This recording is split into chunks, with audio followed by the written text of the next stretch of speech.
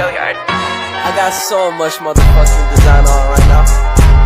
Break it down, bring it back, make it clap. I got 3 old thoughts, new guap, wear that thing. Bitches on my line, and you know. Assalamualaikum warahmatullahi wabarakatuh. Halo guys, kali ini kita akan membahas tentang farmakoterapi dry eye. Yuk simak videonya. Dry eye merupakan penyakit multifaktorial yang berhubungan dengan ketidakstabilan lapisan air mata, hiperosmolaritas, inflamasi, dan abnormalitas neuron sensori. Jadi tujuan dari dry eye diharapkan terapi ini bisa meminimalisir dan mencegah terjadinya dry eye. Kita masuk pada patofisiologi. Patofisiologi utama pada mata kering atau dry eyes berhubungan dengan hipermolaritas air mata, instabilitas air mata, dan inflamasi. Pada gambar ini menunjukkan pada tipe defisiensi aqueous air mata terjadi inflamasi pada kelenjar lakrimal yang dimediasi sel T yang akan mengurangi produksi air mata dan meningkatkan mediator-mediator inflamasi pada permukaan mata. Pasien dengan defisiensi aqueous air mata umumnya mengeluhkan rasa terbakar pada mata, sensasi kering, silau, dan penglihatannya menjadi buram.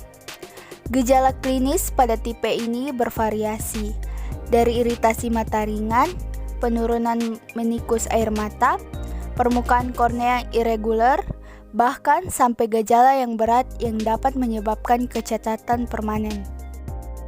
Klasifikasi dry eye berdasarkan National Institute atau Industry Workshop dry eye atau mata kering diklasifikasikan menjadi 2, yaitu aqueous deficient dry eye atau AD dan evaporative dry eye atau ED. AD merupakan kondisi yang berkaitan dengan kegagalan fungsi kelenjar lakrimal untuk menghasilkan komponen aqueous yang adekuat sehingga terjadi kerusakan permukaan mata. Kerusakan ini mengakibatkan suatu pengurangan arus dan volume cairan mata. Pada kondisi ini, air mata memiliki komposisi tertentu sehingga menyebabkan terjadinya penguapan dengan cepat. Sedangkan ED berkaitan dengan peningkatan evaporasi air mata yang terjadi pada disfungsi kelenjar Meibon atau MGD. Contohnya, penggunaan gadget dan penggunaan lensa kontak. Adapun tanda dan gejala dry eye yaitu 1. Iritasi mata, 2. Kemerahan lensa kontak, 3. Penglihatan kabur meningkat, 4. Sensitivitas cahaya, dan 5. Kelopak mata berat. Pemeriksaan fluorescence breakup pattern dan kaitannya dengan dinamika air mata ditentukan dengan melihat 1 dari 5 pattern. Yang pertama ada area break, kedua spot break, ketiga line break, keempat dipole break atau random break. Dengan melihat acuan yang pertama, ketika fluorescence breakup terjadi saat air mata yang telah terwarnai mengalami pergerakan ke atas yang terlihat setelah mata pasien terbuka. Kedua, di mana fluorescence breakup terjadi pada kornea di area interpalpebral. Dan ketiga, bentuk dari breakup. Pada objek mata kering, kita bisa lihat perbedaan antara mata yang normal dan mata yang kering menggunakan tes foto khusus FBUPS atau disebut juga dengan fluorescence breakup pattern. Jadi fluorescence itu adalah obat tetes mata yang digunakan untuk mendeteksi adanya lesi dan benda asing pada kornea mata dan digunakan untuk memasang kontak lensa.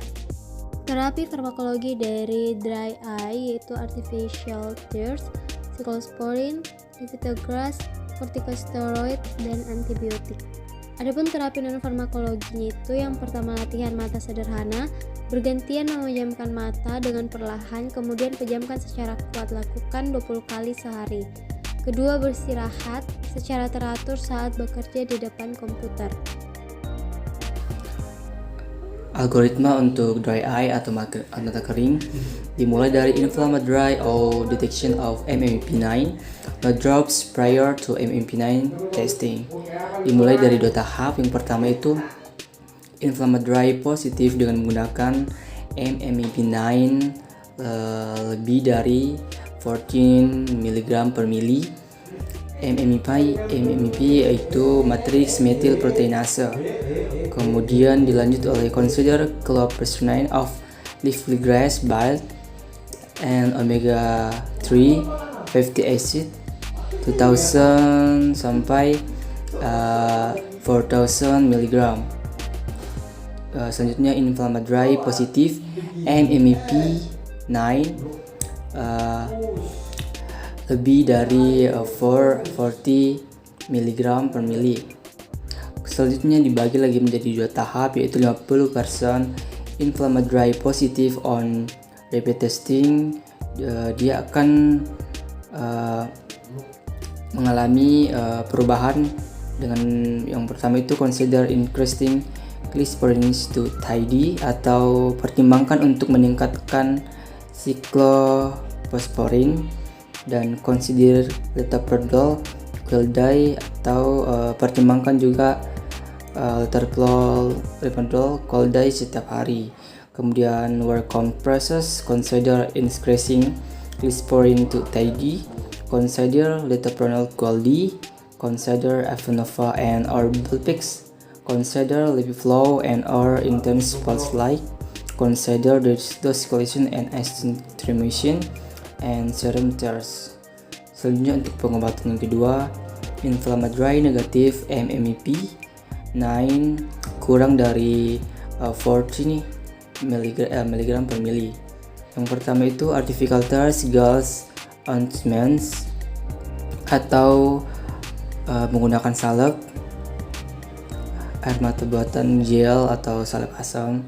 Kemudian omega 3 50 X6 2000 sampai 4000 mg.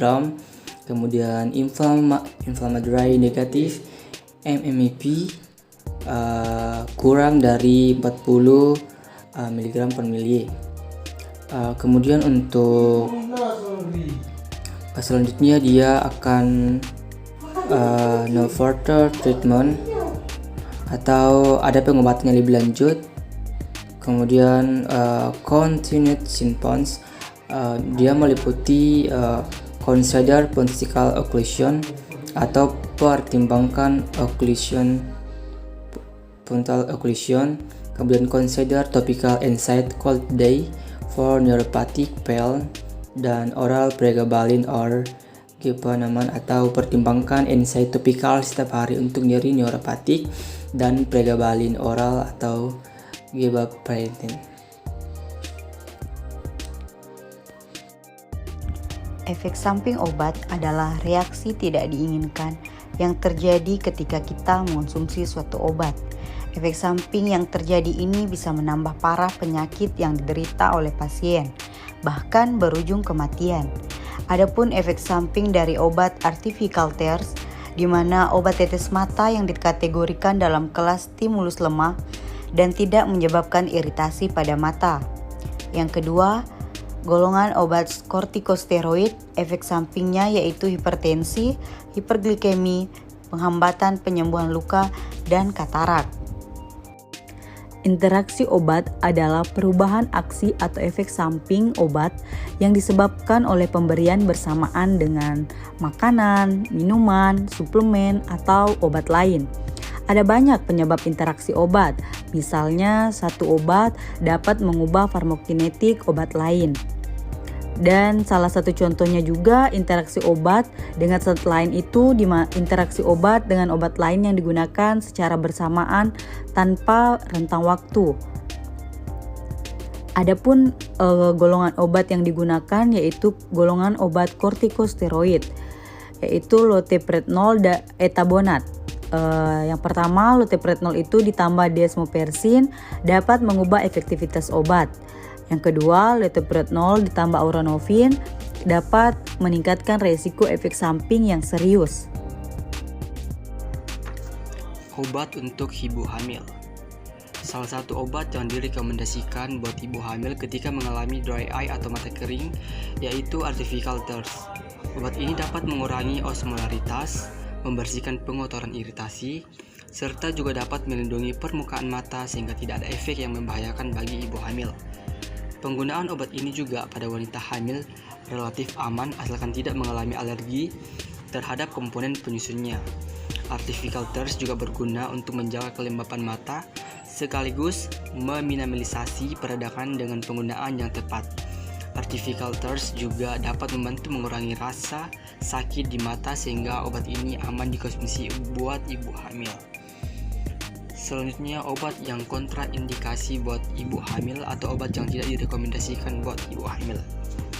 Kemudian obat yang kontraindikasi buat ibu hamil atau tidak direkomendasikan dikonsumsi buat ibu hamil yaitu antibiotik tetrasiklin. Obat ini tidak disarankan untuk ibu hamil dan menyusui dikarenakan berpotensi menyebabkan perubahan warna gigi karena permanen pada fetus. Jadi penggunaan tetrasiklin sebaiknya dihindari pada trimester 1 serta kontraindikasi pada trimester 2 dan 3. Seperti yang tadi dijelaskan bahwa tetrasiklin dapat juga menyebabkan gigi berwarna kuning dan coklat secara permanen jika digunakan pada paruh kedua masa kehamilan. Dan wanita hamil dengan gagal ginjal lebih rentan untuk mengalami gagal hati akibat tetrasiklin. Kandungan kalsium dalam ASI juga dapat diketahui menghambat absorpsi tetrasiklin pada bayi. Obat monitoring ginjal dan hati. Yang pertama itu ada obat tetrasiklin yang mengganggu fungsi ginjal, menyebabkan eksabersasi. Kedua itu kortikosteroid yang sifat toksik bagi ginjal. Yang ketiga itu siklosporin yang memperlambat reaksi transplantasi hati dan fungsi ginjal. Sekian dari presentasi kelompok kami. Jika ada salah kata mohon maaf. Wassalamualaikum warahmatullahi wabarakatuh. Bring it down, make it clap. I got 3 old thoughts, new block, wear that thing.